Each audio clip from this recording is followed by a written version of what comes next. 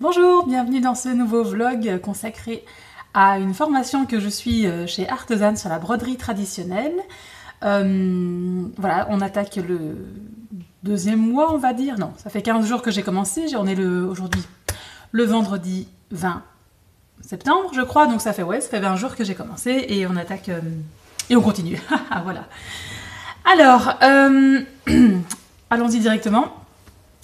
Je suis pour l'instant dans le premier module. Donc ça s'appelle...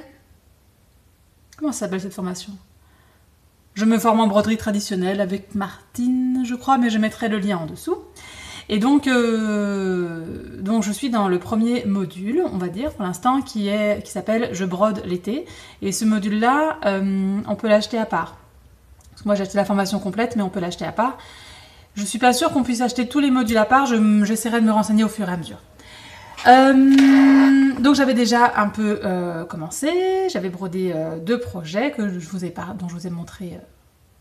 parlé la fois passée. Et j'étais en train d'en broder deux autres, où j'avais déjà commencé, enfin bref. Je vais vous en montrer deux autres terminés. Donc moi je brode principalement sur des vêtements. Comme vous voyez, j'aime beaucoup ça. Donc en fait, je prends les motifs qui sont proposés et je les place sur des vêtements.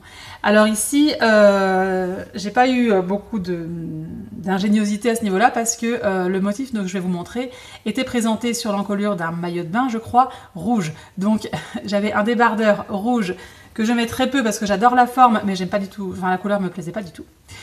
Et j'ai repris exactement les mêmes couleurs que ce qui était préconisé. Et voilà ce que ça donne. C'est trop beau, franchement, c'est super élégant quand je le porte.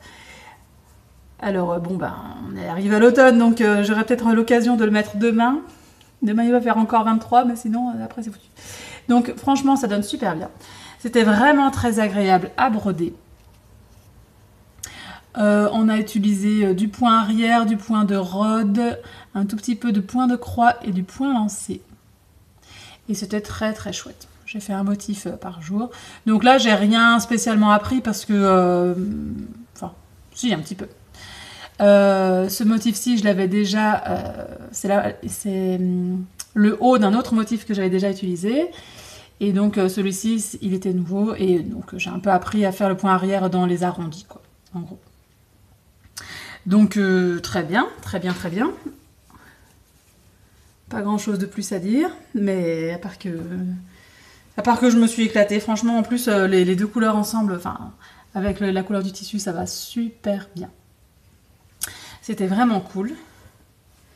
Et il y avait un autre motif que j'avais envie de faire.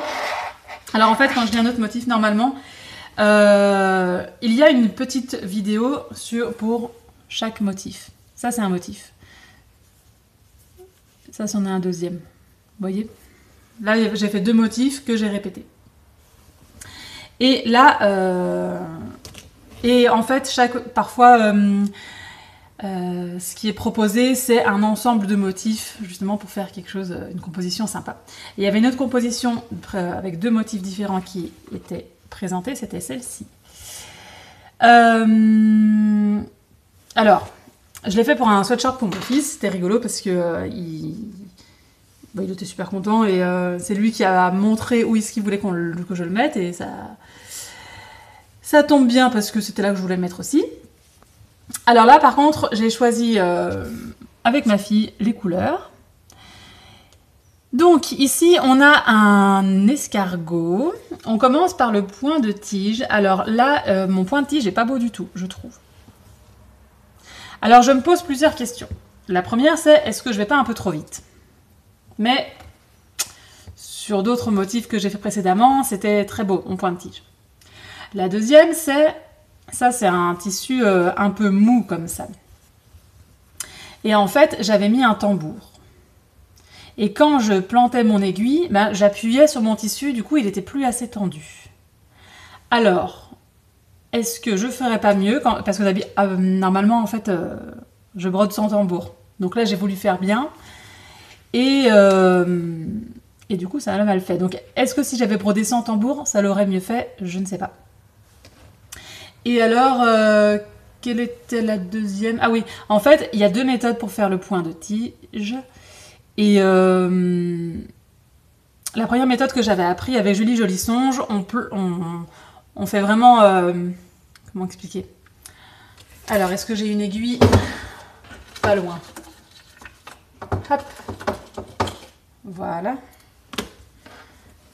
Si vous voulez, avec la méthode de Martine, à un moment donné, on se retrouve à faire... Non, on se retrouve pas à faire tomber l'aiguille. À planter en un seul morceau, à entrer et à sortir l'aiguille, en un seul mouvement. Et c'est à ce moment-là que j'appuyais sur mon tissu et qu'il s'enlevait du tambour. Enfin, il ne s'enlevait pas, mais il était plus assez tendu. Tandis qu'avec la méthode de Julie Jolisonge, on entre, puis on ressort, etc. En 2 mouvements. Et là, j'appuierai pas sur le tissu. Donc je ne sais pas, en fait, à mon avis, c'est avec l'expérience que je vais apprendre tout ça. Peut-être que je vais voir selon les tissus quelle méthode je vais utiliser ou pas. Après, le geste de Martine, il est super classe. Je me sentais vraiment pro quand je le faisais sur un tissu pas mou. Voilà. Et à l'intérieur, un point de reprise qui est mon coup de cœur absolu de cette formation, de ce début de formation, parce que je ne le connaissais pas et je l'adore. J'adore le rendu, j'adore le faire, il est trop cool. Et alors ici, on a du point arrière et du point de bouclette. Et c'était classe, rien à dire. Pareil, le point de bouclette, la manière dont Martine le fait, il faut aussi entrer et sortir d'un seul mouvement, en allant, je crois que ça s'appelle, de ce qu'elle dit. Il faut que je revisualise les vidéos. Et moi, je l'ai fait à la méthode que je connaissais avant, qui fait le même résultat, qui est plus long, je pense. Et voilà, qui donne des points de bouclette tout à fait sympathiques. Et donc il est ravi, et il est super content. Il a vu qu'il était fini et il voulait absolument le mettre et j'ai dit bah non, je le filmais. Alors il râlait un peu, mais bon, soit. Voilà. Donc j'ai en tout fait pas mal de motifs de l'été. Et sur cette page-ci, on a... ça, je peux vous le montrer parce que c'est juste le sommaire. En fait, vous pouvez le télécharger même sans... pas le sommaire, mais... Même sans acheter la formation, vous pouvez le télécharger. C'est... votre parcours en 7 mois, c'est ce qui est noté. Donc, c'est pour expliquer un peu quelle semaine vous allez faire quelle leçon. Et donc, les semaines 2 et 3... D'après ce que j'ai compris, chaque semaine, on sélectionne 3 petits motifs. Vu tous les motifs que j'ai faits, normalement, j'ai fini la leçon de l'été. Je me suis dit, bon, bah voilà, la leçon d'après, je brode l'automne, j'ai très hâte d'y être. Hein. Donc je me suis dit, bon, il restait 2 petits motifs et le grand motif aussi.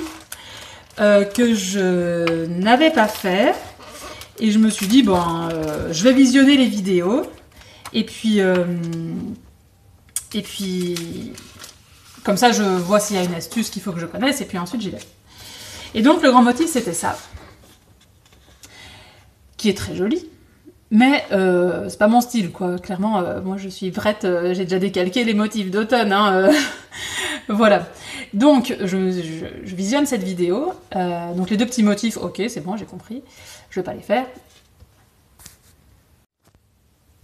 Mais par contre, en visionnant cette vidéo de ce grand motif, je me suis rendu compte que j'avais beaucoup de choses à apprendre d'un point de vue technique. Et j'ai décidé de le faire. J'ai tous mes motifs d'automne qui sont là et qui attendront encore une semaine. Mais bon... Écoutez, on est là pour apprendre ou on n'y est pas hein.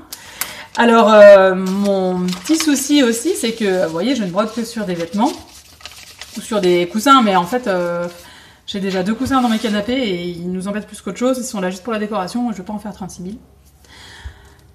Donc, je me disais, bon, bah, je sais pas trop sur quoi le faire. Et ma fille, elle me dit, ah, si tu veux, tu peux le faire sur ma housse de couette. Alors, je dis que c'est gentil, mais broder avec une housse de couette déjà faite, ça va être compliqué parce qu'il y aura beaucoup trop de tissu. Donc, je me suis dit, tant pis. J'ai récupéré un vieux drap à moitié déchiré, enfin, un nous, il y avait une déchirure, je l'ai gardé. Et je me suis dit, c'est parfait pour s'entraîner, quoi. Et donc, je l'ai décalqué. Alors, pour une fois, je l'ai décalqué directement sur le tissu parce que c'est vraiment un vieux drap tout usé. D'accord? On voit bien par transparence. J'avoue que j'ai eu un peu de mal à le décalquer parce que le tissu est assez mou. J'aurais peut-être dû mettre... Enfin, je sais pas. Je sais pas trop. C'était sur une table en bois, ça glissait un petit peu. Enfin, en bois. Une table Ikea, hein, donc c'est pas la vieille table un peu rugueuse qui aurait bien accroché. Non, non, c'était lisse de chez lisse. Et donc, ça a un peu bougé. Maintenant, je pense que ça se verra pas trop à la broderie. Même si Martine, elle dit qu'il faut vraiment s'appliquer quand on reporte le motif parce que c'est ça qui donnera la netteté de la broderie à la fin. Mais par exemple, vous voyez, il y a une ligne ici, elle est en double. Enfin, je vais me débrouiller. Donc, je vais broder là-dessus. Et alors, c'est peut-être pas plus mal parce que au bout d'un moment, j'aurai peut-être plus beaucoup de vêtements sur lesquels broder. Vous voyez et comment expliquer? Et parfois, j'ai des motifs dans des livres que j'ai envie de broder, que je trouve très très beaux, mais qui n'iraient, enfin, qui sont trop gros pour être sur des vêtements ou voilà.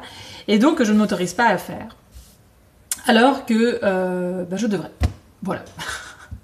J'ai mis longtemps, par exemple, en point de croix, à me lâcher et à me dire, en fait, je brode, et puis si c'est accroché après, tant mieux, et si c'est pas, en fait, j'aurais passé un bon moment, et puis c'est tout, il n'y a pas besoin d'en faire plus.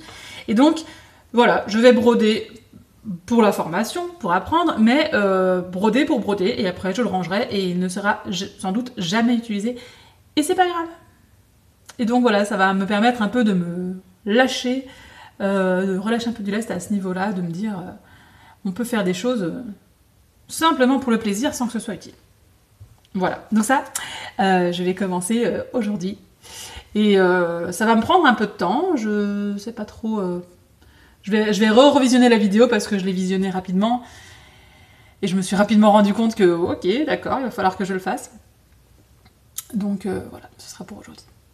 Voilà, je pense que c'est tout pour aujourd'hui. Les motifs d'automne, je vous les montrerai la prochaine fois que je filme, la semaine prochaine, vu que quand j'aurai fini ça et quand je commencerai les motifs. Et ce sera bien. Et alors, les motifs d'automne, ils disent qu'il faut en faire pas mal. Les motifs d'été, c'était sur 2 semaines. Les motifs d'automne, c'est la même chose. À chaque fois, il faut broder chaque semaine 3 motifs, mais j'en fais plus. Pendant 4 semaines. Et j'avoue que je les ai déjà... Il n'y a pas un seul motif qui ne va pas être fait. D'accord? Tout est déjà décalqué, tout est déjà choisi. Enfin, pas forcément les couleurs, mais je sais à qui, sur quel vêtement je vais broder. Enfin non, je vais encore faire un peu de... Aller acheter des nouveaux sweatshirts pour mes enfants pour leur broder aussi des choses dessus. Et enfin bref, tout est prévu. Je ne laisserai rien en automne. Voilà, et ce sera déjà pas mal. Je pense que en un mois, terminer l'été ici, mais ça je l'aurai terminé début de semaine prochaine. Et puis avancer sur l'automne, je pense qu'on arrivera à la fin du vlog. Et après on partira sur d'autres... Enfin sur la suite de la formation, tout simplement. Voilà, bon, je vous laisse là. Je vais aller broder. Et mettre ça dans l'armoire de mon fils, il sera super content. Et voilà, en gros. Allez, à bientôt!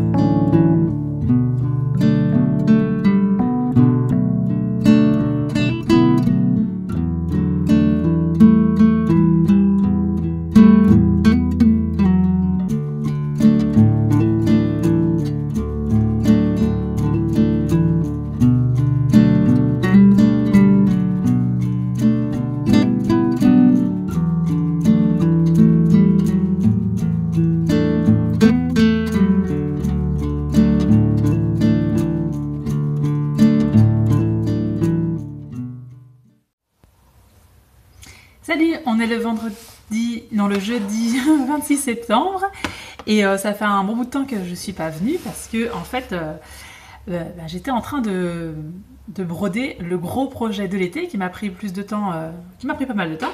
Et puis aussi j'ai beaucoup travaillé donc j'ai moins d'énergie pour broder. Voilà. Je vais vous le montrer, je crois que la fois passée je l'avais déjà décalqué sur mon tissu et le voilà terminé. Je l'ai fini hier soir. Et ma foi, même si c'est pas mon style à la base, je le trouve très classe. Lui aussi. Il y a beaucoup de vent et ça fait du bruit, ça fait drôle. Enfin bref. Alors, ce qui est rigolo, c'est que j'ai pu utiliser... J'avais des fils variés, mais vraiment pas beaucoup. Genre, j'avais reçu quelque chose un peu comme ça. Oui, c'est vraiment pas beaucoup de fils. Hein. Dans une commande. Et donc, c'est pas assez pour faire... pour l'intégrer dans un projet, mais là c'était juste parfait, il me reste vraiment presque plus. Donc vous voyez, on a du joli, la jolie variation de bleu là sur les points de chaînette, c'est super cool.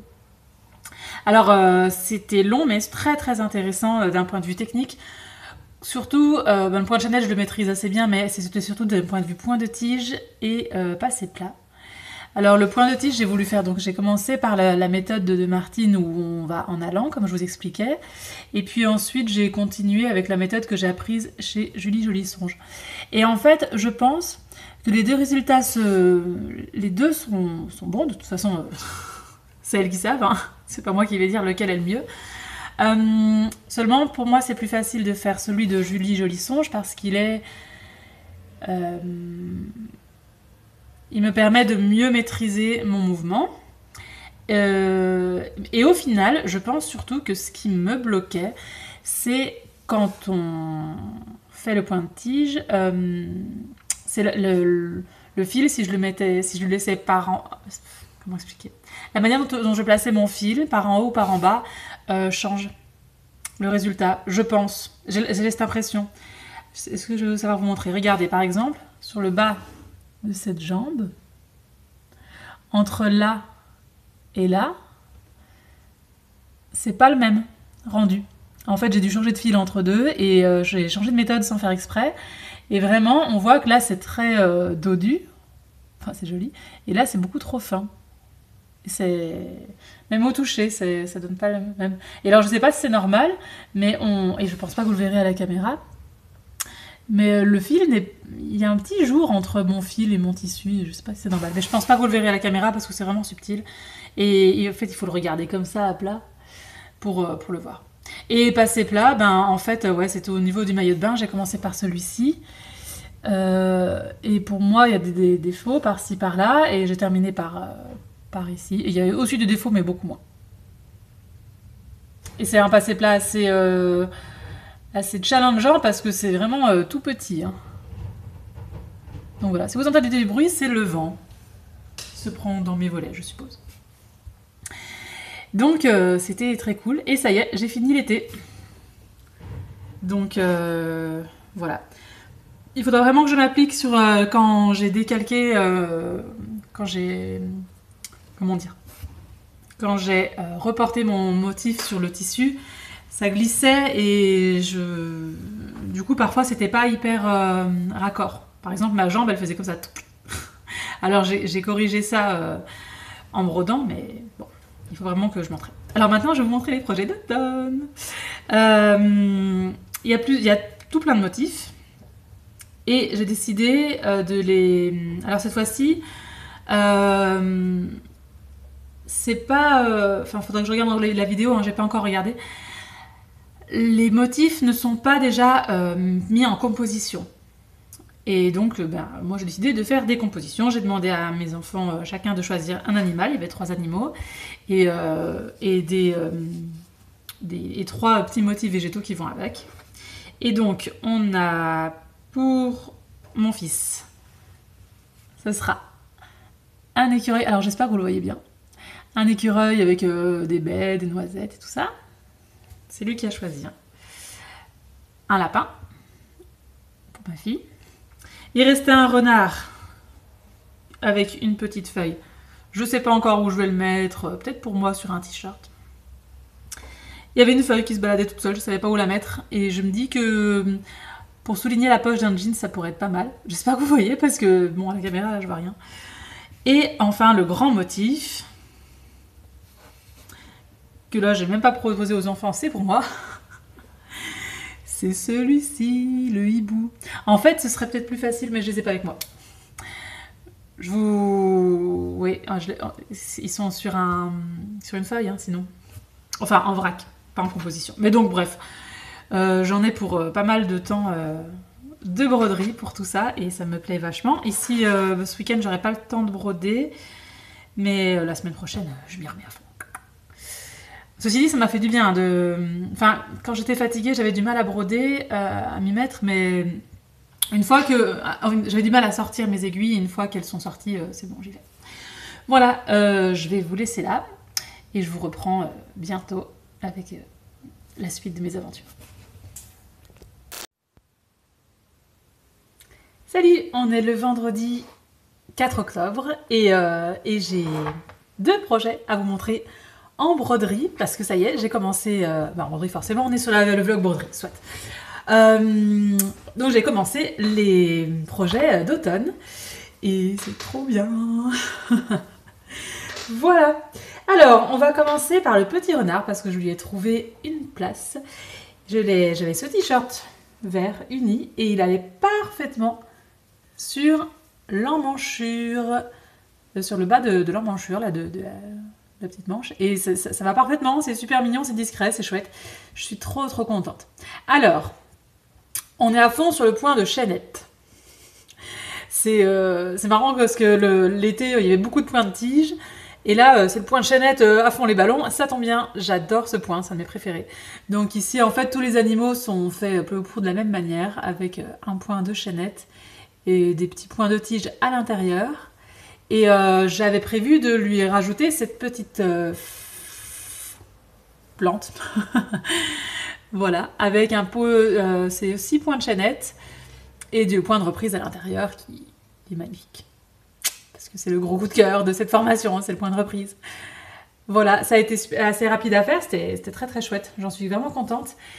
Alors ici, donc pour l'été, il y avait les motifs étaient proposés aussi en composition déjà faite, tandis que là, c'est pas le cas. Et c'est marrant parce que je me rends compte que... comment expliquer?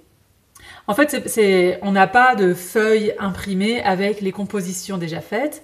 On a juste les motifs, et voilà. Mais après, quand Martine nous montre ce qu'elle a brodé, ou ce qu'elle est en train de broder, elle a fait des compositions elle aussi, et en fait c'est presque toujours les mêmes, enfin je peux dire que c'est les mêmes, mais je vois qu'elle a fait des compositions avec les mêmes éléments que moi j'ai fait, et notamment avec le renard, elle a mis cette feuille ici. Donc ouais, super cool, franchement je trouve, j'ai vraiment l'impression de progresser, voilà. Ah oui, et je voulais vous dire, pour le point de tige, dont je vous parlais avec ce projet-ci, que je vous expliquais, oui, ça dépend de comment je place mon fil, en dessous, au-dessus, etc. En fait, au début de la formation, il y a un cours sur les points de broderie. Et j'ai accès encore à ce cours, hein, j'y vais autant de fois que je veux. Et elle le dit directement, dans le début de la formation, en fait, il y a un sens. Pour les droitiers, le point de tige, on brode de gauche à droite. Et oui, et ben maintenant que j'ai compris ça, c'est déjà mieux. En fait, c'est parce que je m'en suis rendu compte quand elle montrait les points de tige ici à l'intérieur. Allez, moi, instinctivement, j'aurais fait celui-là, puis celui-là, puis celui-là, puis celui-là, puis celui-là. Vous voyez, j'aurais tout fait d'un coup, sans couper mon fil. Et en fait, elle, je la voyais bien qui faisait une ligne, et puis hop, elle coupait et elle revenait. Et c'est là que j'ai fait tilt et que je me suis dit, eh mais oui, c'est vrai, il y a un sens. Il y a un sens où donc le point de tige, c'est de gauche à droite, et le passé-plat, c'est de droite à gauche, par exemple. Je vais vous montrer, j'ai un projet avec du passé-plat juste après. Et ouais, ça vaut la peine d'acheter une formation et de pas écouter, hein Sophie? Donc maintenant que j'ai capté, je pense que ça ira beaucoup mieux. Alors là, j'ai fait ça pour ces petits points de tige-là, ça m'a l'air bien. Maintenant, j'ai pas encore de projet où j'ai eu beaucoup de points de tige, où je verrai vraiment si c'était ça qui m'empêchait d'avoir un beau résultat ou pas. Donc, premier projet d'automne, fini. Et ben, je le mettrai au printemps. Dans 6 mois, je pourrais le ressortir. Mais franchement, j'en suis trop contente. Donc, je le mets de côté. Et alors, je suis passée directement sur le petit lapin. Alors, je viens de le terminer. Donc, il n'est pas encore passé en machine ni rien. Il y a encore le papier de soluble. Mais ça tombe bien, vous verrez bien les points. J'ai acheté les vêtements d'automne pour mes enfants, puisqu'il est temps, on est quand même en octobre. Et donc, j'ai trouvé un autre gilet gris. C'est galère de trouver des gilets classiques qui sont pas des sweatshirts ou ce genre de trucs. Donc j'ai trouvé un gilet gris pour ma fille et elle avait choisi le lapin avec ses 3 petits motifs. Donc vous voyez le lapin pareil, point de chaînette, il y a une astuce pour faire un point de chaînette bien propre au niveau des oreilles et point de tige. Et puis j'ai décidé de faire la queue avec la même couleur que là. Ah oui, en parlant des couleurs, pareil, en été, le cours qui concerne l'été, il y avait les compositions et les fils qu'elle avait, les coloris. Tandis que là, non. Et c'est très bien, parce que moi, j'ai pas vraiment confiance en mon sens artistique, en mon sens esthétique, on va dire. Et là, il faut. Donc, en fait, j'apprends petit à petit à me lâcher, à me faire confiance. Alors, je fais, voilà, par exemple, le lapin, il y a 2 couleurs, là, il y a 2 couleurs, là, il y a 2 couleurs. J'en suis pas encore à faire... J'y vais tout petit à petit, mais déjà, ça, c'était compliqué pour moi et je commence à y prendre plaisir aussi. Donc, j'ai fait le lapin, puis j'ai fait cette fleur ici avec, justement, du passé plat. Et je le trouve très beau, mon passé plat. Voilà. À améliorer encore, mais c'est déjà... c'est vachement bien. Voilà. Et on commence par le passé plat et ensuite seulement on fait le point arrière au-dessus et ça donne un résultat extrêmement propre.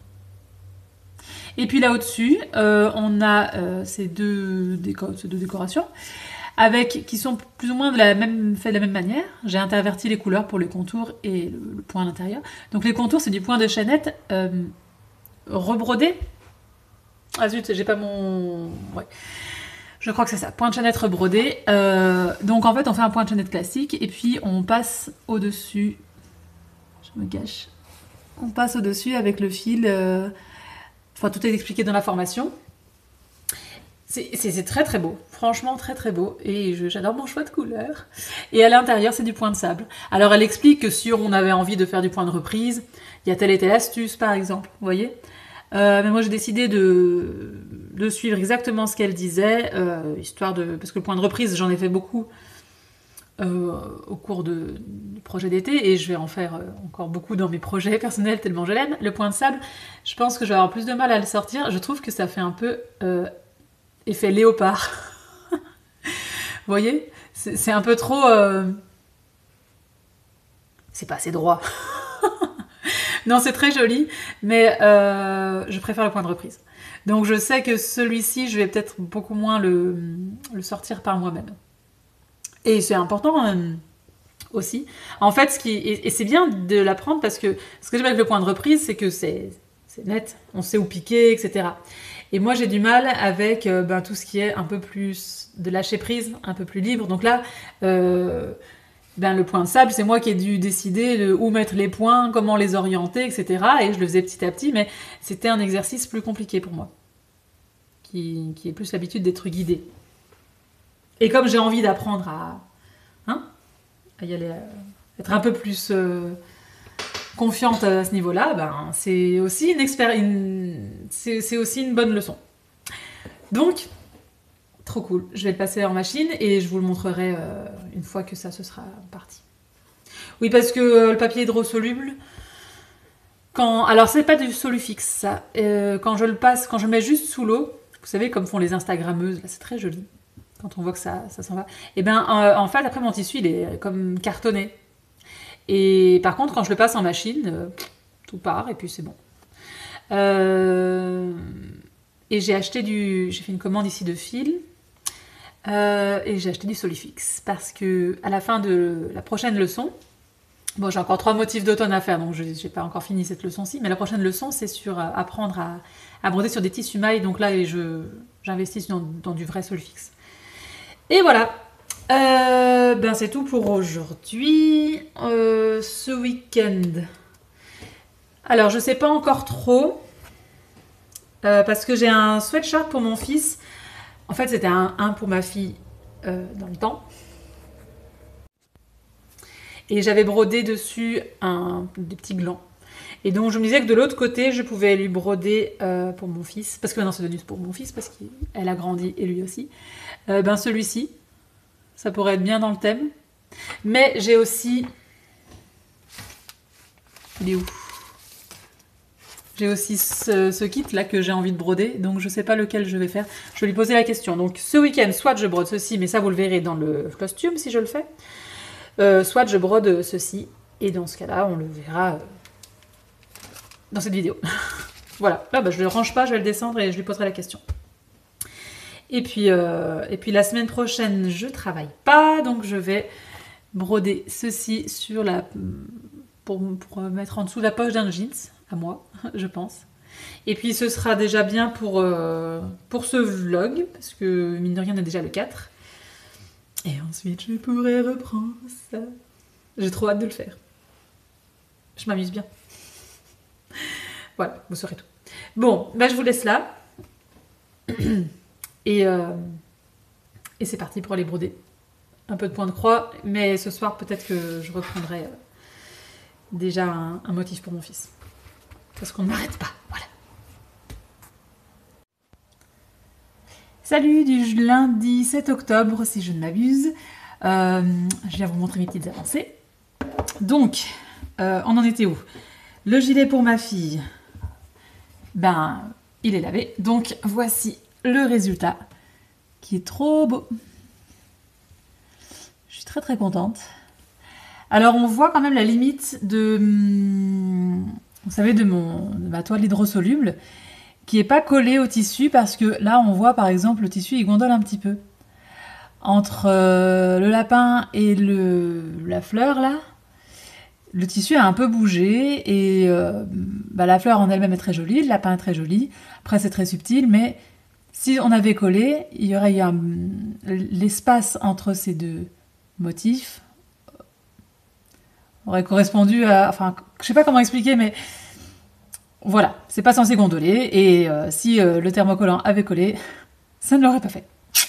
Mais bon, c'est pas grave. Et voilà, je suis très contente du résultat. Et donc, j'ai enchaîné sur le motif pour mon fils. Et attendez, je vais enlever le tambour. Parce que, voilà, j'essaie tout doucement d'utiliser le tambour. C'est pas toujours pratique c'est pas toujours facile, mais c'est un réflexe à prendre, je pense. J'ai pas terminé le motif, mais il est bien avancé, puisqu'on a un écureuil. Super mignon. Une fraise que j'ai adoré faire, parce que déjà, j'adore les couleurs. Et ensuite, là, on a rempli les feuilles au point de chaînette. C'est une technique que j'avais déjà utilisée dans d'autres...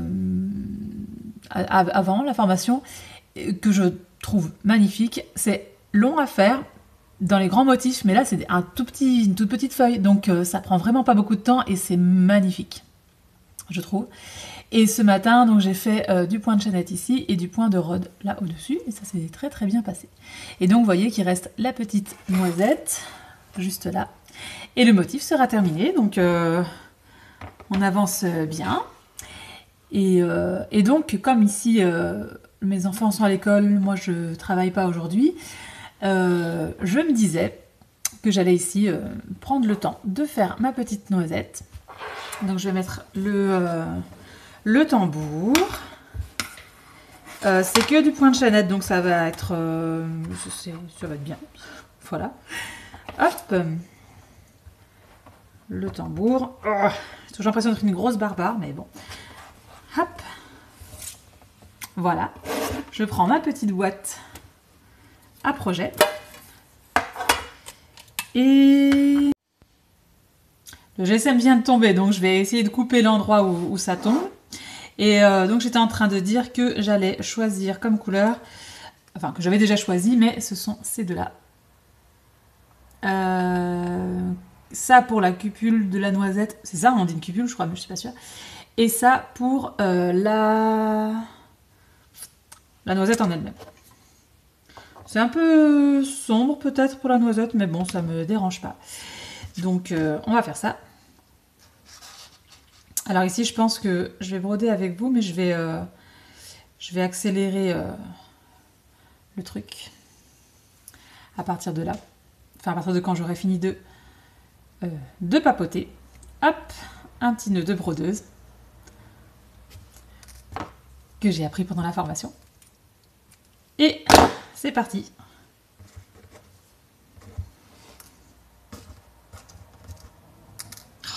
J'arrive pas.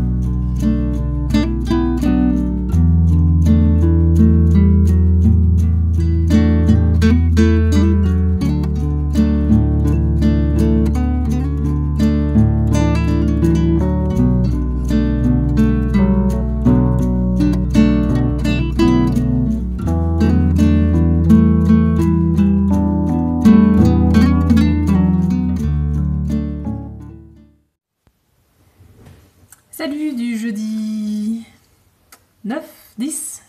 10 octobre. Je viens clôturer le vlog en vous montrant les 2 dernières réalisations. Donc la fois passée, je crois que j'étais en train de vous parler, j'espère, je perds le fil, de la broderie que je faisais pour mon fils. Ah bah oui, même que j'avais brodé le gland, je crois. Alors, il faut que j'investisse dans un trépied pour bien mettre mon téléphone. Je vous ai filmé quand j'ai brodé le gland. Et parfois, en fait, j'utilise ça. Et donc là, je suis comme ça, en train de broder. Donc déjà, mes mouvements, ils sont pas hyper nets. Tombé. Et en plus, parfois, j'ai mes lunettes qui tapent contre le trépied. Et du coup, ça tremble.